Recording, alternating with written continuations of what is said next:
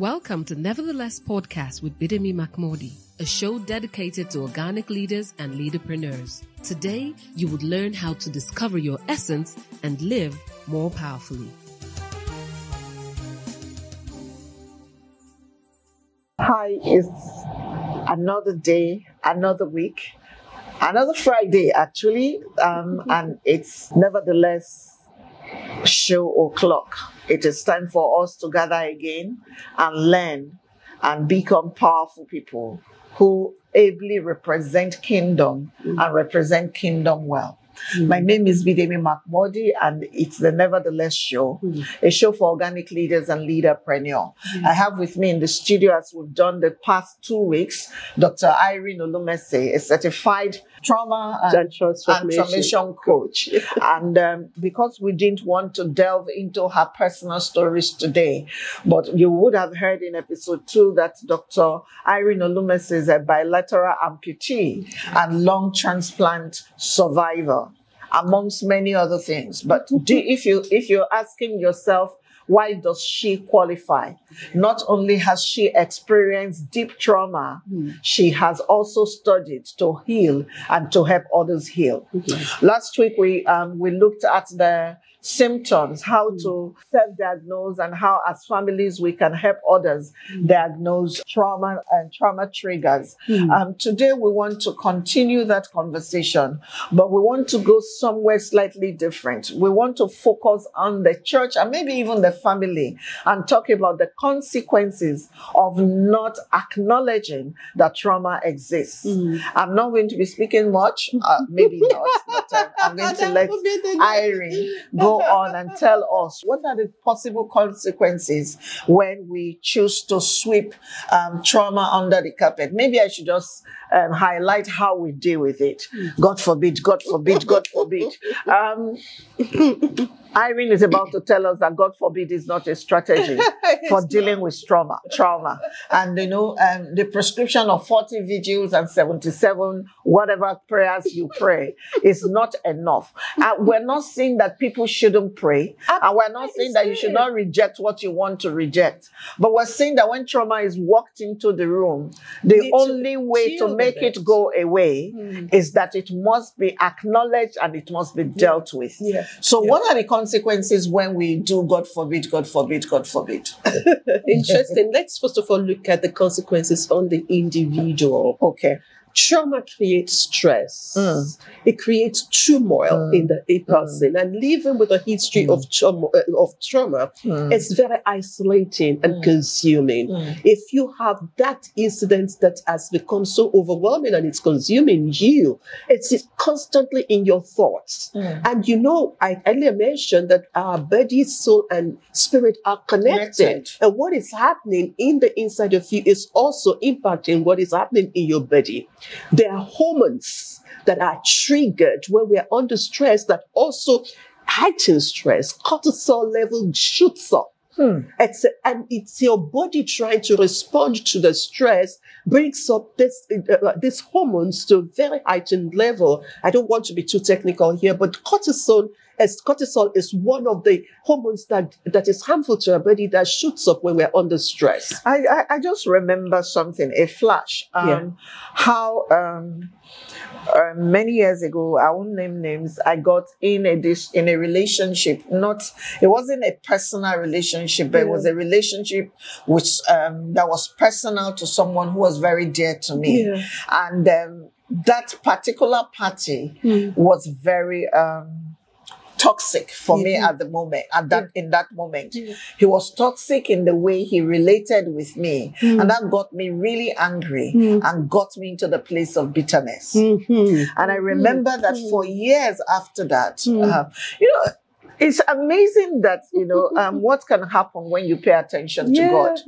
But that happened to me, and before I knew what was happening, I had suffered ulcer as a younger person, and I had been healed. But when this particular encounter happened, the next thing was the ulcer opened up again.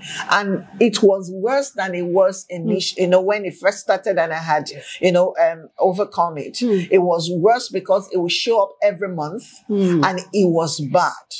And, I think that took a spiritual dimension, because what started to happen was the trigger, the pain will start late at night. Yes. And it will run through into the early hours of the morning, where it was safe for them to take me to the hospital. And by the time I get to the hospital, the pain will cease. And then they'll be looking at And then they're looking at me like, what's wrong with you? And it went on many times before I had to actually say to God, what is this? Because I could tell it was ulcer, because when I would be prescribed ulcer medications, it would go away for a while. And then it will come back with a vengeance. But what I didn't realize was that it came back anytime I start to have conversations with my loved one about that person, or that person shows up in the midst of things. The thing will rile me up again, until one day God showed me that was the pattern. And what God said to me was, forgive him or continue to suffer. Exactly. Bitterness or forgiveness with sentiment corrodes. It's toxic. Wow. But not only is it toxic to us emotionally, it's also toxic to us physically. And spiritually too. Of course, they are all connected because of all that it triggers, right? And so trauma creates a tumor in your soul, and it turns your soul into a war zone. It can also keep you in this flight or fight zone, a situation where you are constantly hyper-vigilant. Running or fighting. These are all the consequences of trauma. That's the way trauma is showing up in the person. And the sad part of it is that it will wear the body down. It will wear the person down emotionally. It will wear the person down physically and spiritually as well. As a matter of fact, I think that I have had a conversation about a death. With God, because I was like, Lord, this is not fair. Why would this person suffer this much and then die? And the Lord said to me, because whatever they had gone through, the trauma they had faced, had made their body incapable of holding their spirit and their soul going forward. Let me tell you this. When we go through emotional situations that we don't deal with, it actually gets to the point that it depletes our body's ability to fight against diseases, because it depresses our immune system because of all the hormones that goes deranged. And that's why it impacts us physically. There is a body soul relationship when even comes to manifestation of diseases. Recently, I did a work on writing for healing. And one of the things that we have found is that when people write about their deepest emotion, painful emotion, and are able to release it, they actually heal physically as well. They are less susceptible to some, diseases and infections. And when they don't, there are diseases that follow after when we are in turmoil in our souls. Wow. So that body-soul connection is so critical. It's one of the reasons why we must pay attention. There are many diseases that we are struggling with because something is wrong in the soul. Something is wrong in our emotions. And the healing that we need needs to start there. Right. And there are many people carrying the baggage of resentment, of bitterness, of anger because of something that happened to them, and fear as well. Because fear can keep you either frozen or in that fight position that your brain is constantly alert and ready to go into war on your behalf. Because of the power of the mind, the thoughts. This conversation makes great sense to me because I'm one of the proponents of soul wounds and soul healing. And I run courses on that. And I do my powerful mind retreat. And a lot of people don't take those things seriously. We just think that, I can manage it. I can continue to go. But no, you cannot continue to go. Just because you are yet to have a nervous breakdown does not mean that it is not, you have have not had it. Yeah. Just because let me rephrase that. Just because you didn't take your clothes off on the street does not mean that your family at home do not know you're a mad person. Because that's the way these things happen. Yeah. You know, I talk about medicating with money, you know, and just spending recklessly. Because people are trying to deal with something in people there. pleasing. Yeah. I told you about people pleasing. Yeah. What about just not making any meaningful progress in your life because you refuse to deal with the things that have happened to you or that are happening with you? And there are many things that we need to let go of. I remember working with a client, and what happened to that client was that she was first to have an abortion. And the person who, you know, she was in a relationship with now shamed her. And this happened years and years ago. Wow. And she carried, not only did they shame her, reported to the parents that he can no longer marry her because she got pregnant and went and have an abortion, without saying that he was the one who actually pushed her to doing that. Of course, she had a choice, but because she was in a relationship. Now, what happened is that for decades, she carried the pain, the bitterness, because this guy went ahead and married somebody else. Oh my God. Carried that pain, and it ate her up on the inside. Everywhere she worked, she could not, settle because there's something that's pushing her. There was the one who is always having a problem, because of the anger that she had carried against this person. It eats of the soul. And, when I was having a conversation with her, what I saw was somebody who is trying to move forward, but has all these huge boulders tied to her legs. She was weighted down. She was weighted down. Meanwhile, the person she's angry with is living their life and moving forward. So we got to identify where it was coming from. This is what happened to me as a young woman, and this is how I handled it. And since then, I have carried the anger against the person, resentment and bitterness against the person, shame about doing the abortion, the guilt. So she had, those are all the things that were waiting them. They were waiting. So here's the point again before we go on a break. We're looking at the consequences of unacknowledged trauma. And we have even just only looked at the individual, because I thought we were going to go straight into the church. No, we have seen that how it affects even the body. And so that we will understand, the church doesn't have soul conversations, but it's becoming important that the church will have soul conversations. What the church sees as the soul is a part of man that is not useful.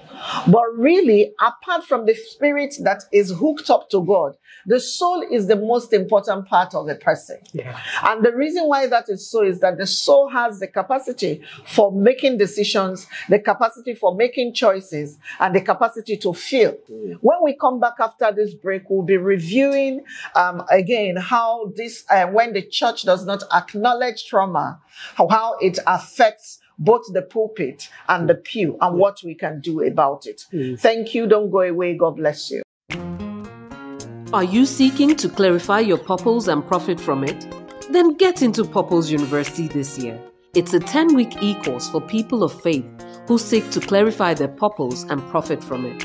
The DNA of purpose has been put together to help you understand what purpose is about, and also help you discover what your journey of purpose looks like. Register today at yourpurposeu.org, where Bidemi Mark-Mordi would hold your hands so you can discover your purpose and live a more powerful life.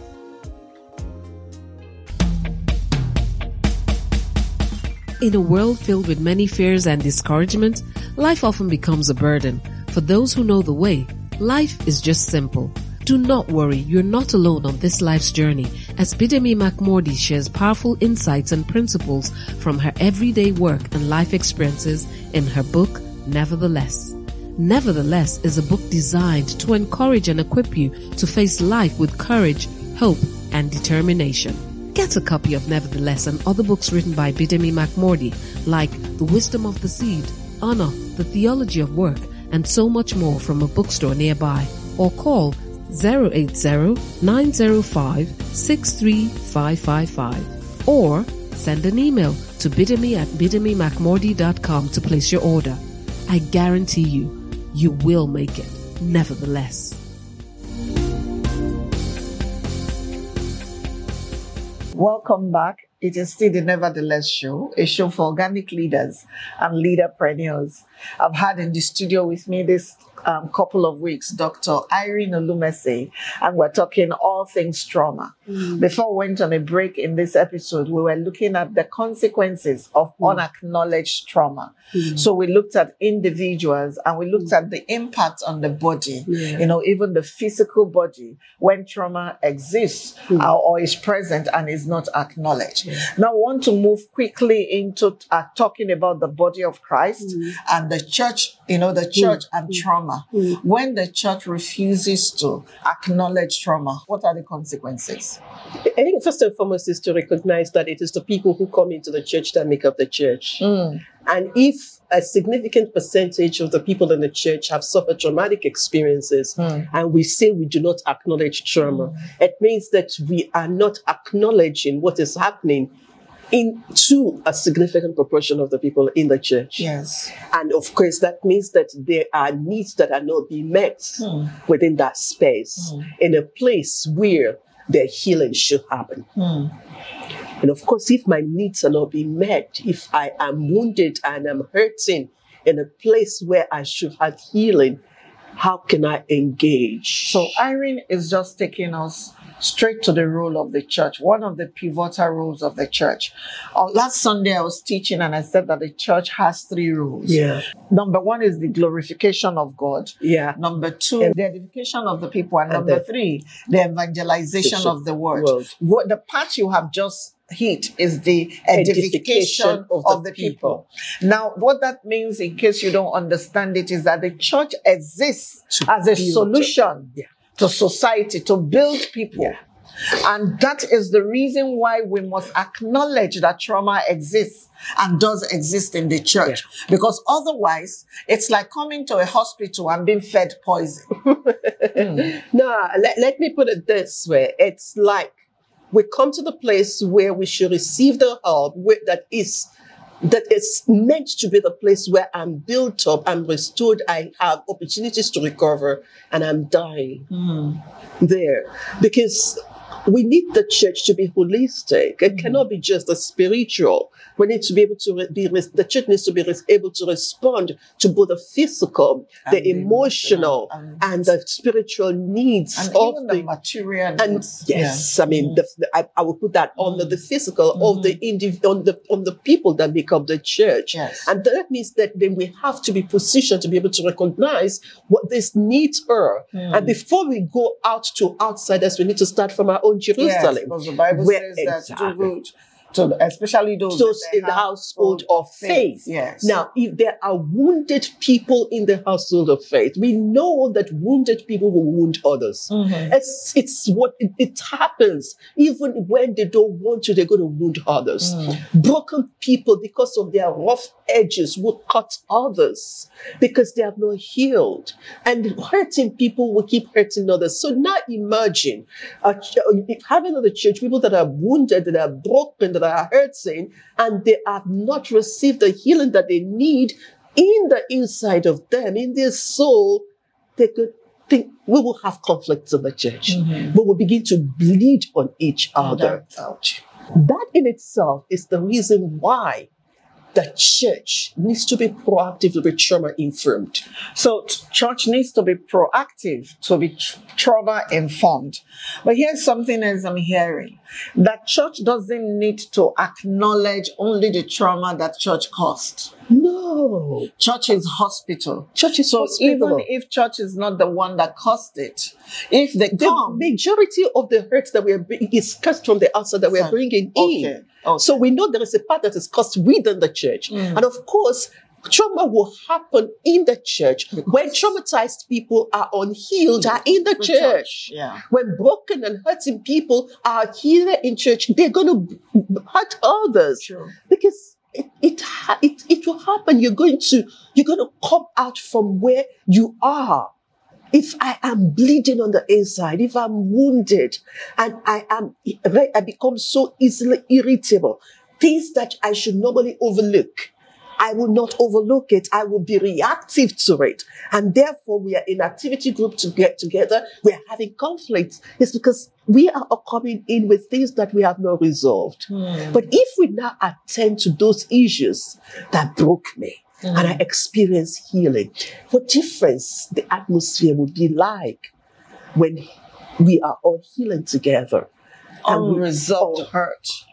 Unresolved hurt. So whether it was caused within or it was caused without, the rule of thumb is church needs to be informed and equipped to bring healing. Because here's another thing that we have not considered. It is the fact that believers are going to places that are not convenient because they're seeking healing just because we have this gap in the body. Absolutely. Absolutely. And if we will not do it for any other reason, we need to do it for that reason. Yes. Because what has happened is there are believers who are going out to seek help. And in the places where they went out to seek help, they are further traumatized and broken. Yeah. And that's because we are inadequate in helping our own. Yes? Is that something that we should highlight? Yes, it's something, it is important for us to highlight that, because if I can't find the help that I need in the place where I believe I could have gotten it, then I'm going to look for it elsewhere. And where I go looking for it, or I'm going to try to cope with this with mechanisms that are not wholesome. And that's why if we can have that conversation within the church, and starting first of all with the leadership, are we informed? Are we aware? Are we sensitive to the needs that are coming into the church? Let me beyond the spiritual need. I know we do very well on the spiritual side. Do we? I'm not going to go into that. I'm going to, let's just leave it that way.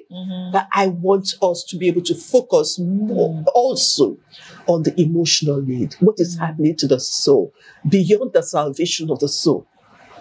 How are we dealing? I need to ask a question. I don't want to forget it. Where's the place of openness, vulnerability, and authenticity in being able to become a church that is equipped to heal people who have suffered one trauma or the other? Where's the place of that? Openness starts first of all to say that we don't know and we need to know. Yes. Okay. And that means that we are ready to be vulnerable enough to say that we can't do everything, we don't know everything. And we need to pull the resources that are available to be able to do it. I believe that in every church, every congregation, God has equipped us with different gifts. Bible tells us that there are diverse gifts within the church. And it now becomes the responsibility of the pulpit to be able to recognize where those diverse gifts are and be comfortable to pull them in. I need to be able to say, no, I can't handle it. I don't take every client that comes to me. I know what I'm equipped to deal with and what I have to escalate. If somebody is already in a depressive state that requires medicalization, that is beyond the scope of my capacity. I'm going to make reference. And so the church needs to know that, yes, we are dealing with some issues here. We've prayed, we've fasted. When do we refer for professional care? Okay. So let me ask a question. And this may be something that a pastor listening to us is wondering. If I wanted to, at the well, train people to become first responders. Are you able to offer that training? Yes, absolutely. Okay. We actually do first responder training. It's like first aid, but first responder for mental health. Yes. So that, but of course, you know that this is the level. You are a first responder. Yes. You are able to check, make an assessment, and recognize that help is needed here and know where to refer to the next level. Yes. Okay. Yeah. So there you have it. If you're a pastor and you're thinking, you just heard you can't do it by yourself, otherwise you become a trauma patient very soon. So if you need training for your team, I know, and I have found that we must be careful to who we train. Yes, because maybe I'm not saying it right. Well, yeah, we must be careful because sometimes we just take available people and we train them and they're not able to deliver.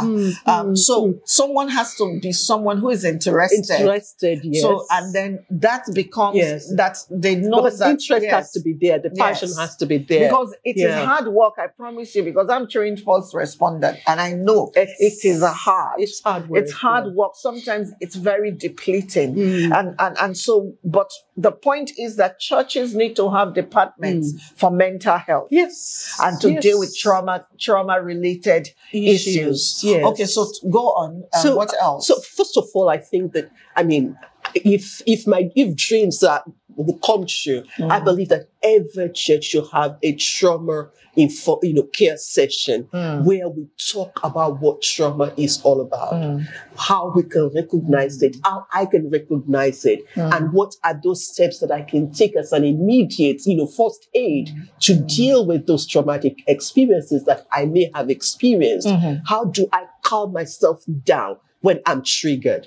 How do I recognize that, okay, I'm being triggered by an incident and I need to take immediate action? You remember, we have said that this situation affects us both mentally, physically, and spiritually. When I'm triggered, I'm in a flight mode or I'm frozen. What do I need to do? What are the immediate steps that I can take to calm myself down? I'm anxious. Just pause and take deep breaths. You want to supply oxygen to your brain and tell your brain, calm down. Be calming just down. Be calming down. And that can happen in 5 minutes of just sitting and doing deep breathing.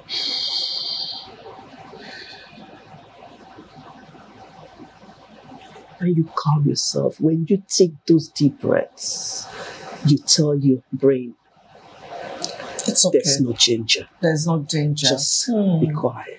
Don't be reactive. Don't start shooting cortisol into my bloodstream. Just be. And if I recognize that for myself, for sometimes when I'm angry or there's a situation that is becoming overwhelming, I time out. Take deep breaths. And when you're actually able to do that, you're better able to respond to the situation and not react to the situation. Okay, but I want us to come back to church. Yeah, I'm talking about within the church. If we have that conversation within the church. Yes, but I don't want us to maybe I'm saying I don't want us to profile healing points at this time. Okay. Because then we'll have nothing to talk about in the next episode. Yes, okay. Yes, but really... church then needs to be trauma-informed. Information. Yeah, and church needs to have a team of first responder put together that are trained, that can recognize, and the church knows that the members of the church know that these are the people who are trained for this purpose. Let the people know that help does exist. And that help does exist. And I think also with those two activity in itself, yes, you are in the right direction. I think also that it probably would be necessary not just to know that the help exists, but to actually proactively encourage people to speak up, which would begin by just even seeing them. Because if you see someone, those days when I was a pastor's wife, don't ask me what I am now. Those days when I was a pastor's wife, I used to sit behind. And it was for that reason. I want to see who comes to church. I want to know their body language. It wasn't a very big church. I know if it's a massive church, it may not be possible. But and that's why you need many of them. Ours wasn't such a big church. But so I'll sit behind, and over time I would know how people come into church. I'll know their smile, so that when someone doesn't look like how they should look like, I usually will say to my husband, if it's someone I don't feel I should approach directly, I used to say to my husband, oh, I think this person needs attention. I think you need to talk to this person. And that has helped, or that helped in that time. So again, let the church be informed. What does trauma look like? And why is it necessary to pay attention to trauma points? Number 2, train a team as first responders to traumatic situations and circumstances. Number 3, so don't send counselors to people grieving. without having trained them. Because there's a place for prayer and there's a place for psychological interventions in these things. Let the people know that the help does exist there. And number 4, be bold enough to walk up to people and ask them, are you okay? Are you okay? If you see somebody start behaving different from normal, somebody who used to engage actively, very vibrant, sort of recede, it's your responsibility to say, my sister, my brother, what's going on there? Or it's somebody who has been consistent and going to church regularly, and all of a sudden it's become irregular. So then they just found another church. There may be something that has happened to them. So no, some of them is just AC. I can only look at it from the perspective of but I'm the pastor, so I can also tell you that sometimes it's just that a church open near their house that has AC, or their latest boyfriend goes to another church and they have to follow that boyfriend. Just that something has hurt that person in the church and they say that, no, I don't want to be in that space. But this is all part of loving one another. Yes. By this, the world will know that we love one another. You know, that we love him if we love one another and we care for, in love we serve one another. That's the motto of my alma mater. Love of Christ compels me to be on the lookout for you. And when you know that I'm on the lookout for you and I care about you, I'm opening the door for you to be vulnerable with me. I think that one other thing I would say before we shut this episode down is a place of patience. Because considering that I have dealt with a lot of people like that, and I also have been on the receiving end when people have had to deal with me in those spaces, patience. It's absolute. I mean, you can't do this because without patience. There are some people that are not ready. And no matter how well-meaning you are as the church, so we also need to know what our limits are. Absolutely. Yes, because sometimes you have all the great intentions, you have all the great paths, plans, and people don't want that help yet, or they're not ready for that help. Yes. Because again, we don't want to try to save people who don't want to be saved, because the victim has to be willing to be delivered for that victim to receive deliverance. We need to recognize that people make choices. Yes. At the end of the day, let it be said that I did the best that I need to do. I did the good that I know to do. Yes. How the other person takes it up, it's their choice. Okay. Thank you so much, Dr. Irene. We are going to come back in the 4th episode, which will be our final episode in this series. And we're going to be talking about healing places. What does a healing place look like? When a person who's been traumatized or who's gone through traumatic triggers and experiences is healed, what begins to happen in that person's life? And then to also recognize quickly that part of what we'll talk about is how one person, the victim today, can be the warrior tomorrow. So that we cannot discount anyone. Everyone is a potential member of this army, and that's how we go and evangelize the word.